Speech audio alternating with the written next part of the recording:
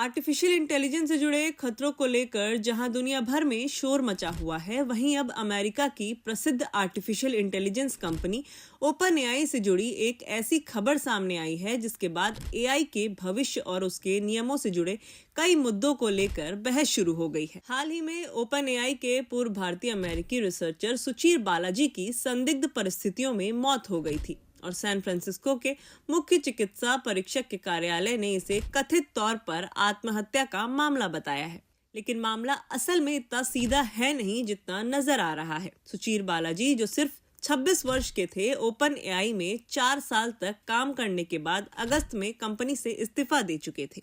अपने करियर के दौरान सुचीर ने ओपन एआई और उसके चैट बॉट चैट जीपीटी जैसे जनरेटिव एआई मॉडल्स पर गंभीर आरोप लगाए थे।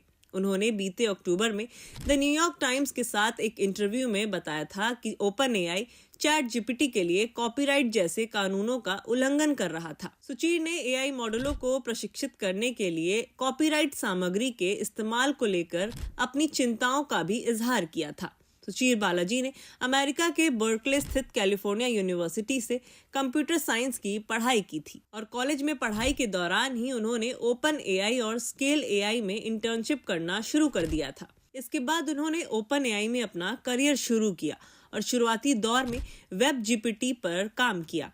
वे जीपीटी 4 की प्री ट्रेनिंग टीम का भी हिस्सा रहे थे। 4 साल तक ओपन एआई में काम करने के बाद सुचीर ने कंपनी छोड़ दी थी। द न्यूयॉर्क टाइम्स को दिए गए इंटरव्यू में उन्होंने बताया था कि उन्हें ये एहसास हुआ था कि आधुनिक तकनीक समाज को फायदे की तुलना में कहीं ज्यादा नुकसान पहुंचा सकती है। उनकी मुख्य चिंता ये थी कि ओपन एआई ने कथित तौर पर कॉपीराइट डेटा का इस्तेमाल किया, जो कानूनी रूप से गलत हो सकता है। अब एक और दिलचस्प पहलू इस मामले से जुड़ा हुआ है। सुचीर बालाजी की अक्टूबर में फेयर यूज से जुड़े मुद्दे को लेकर एक पोस्ट फिर से वायरल हो गई है।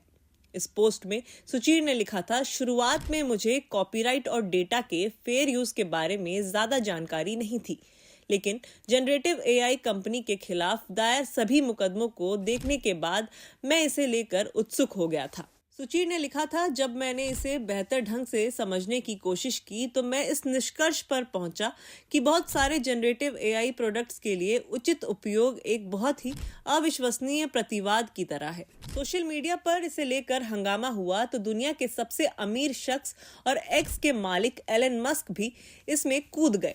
मस्क की भी एक्स एआई के नाम से आर्टिफिशियल इंटेलिजेंस कंपनी है और उनका जी-रोक नाम से चैटबॉट है।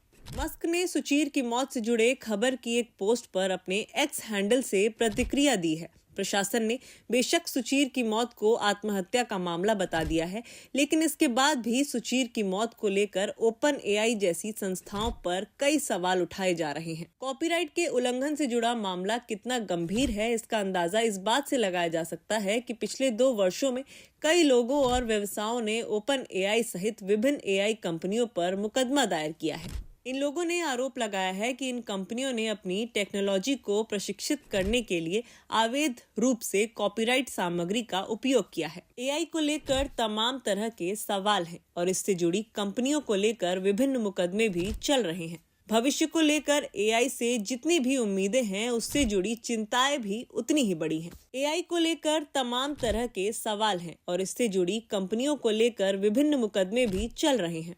भविष्य को लेकर एआई से जितनी भी उम्मीदें हैं, उससे जुड़ी चिंताएं भी उतनी ही बड़ी हैं।